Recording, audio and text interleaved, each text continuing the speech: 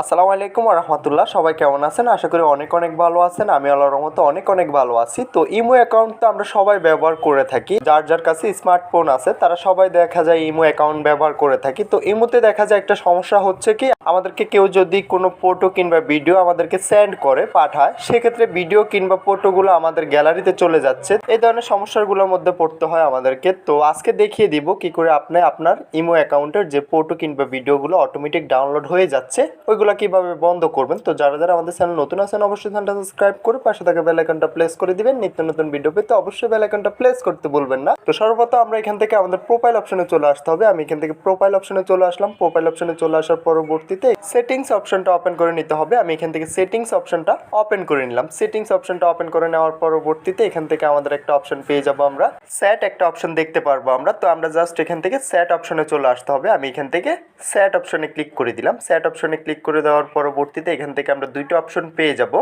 Auto save after একটা option পেয়ে যাবো। এখানে দুইটা অপশন পেয়ে যাবো, আমি দেখিয়ে দিচ্ছি আপনাদেরকে। তো যার যার ইমোতে যে ধরনের সমস্যা হোক আমাদের চ্যানেলে ভিডিও আপলোড করা আছে, ওইখান থেকে দেখে নিতে পারবেন। ইমো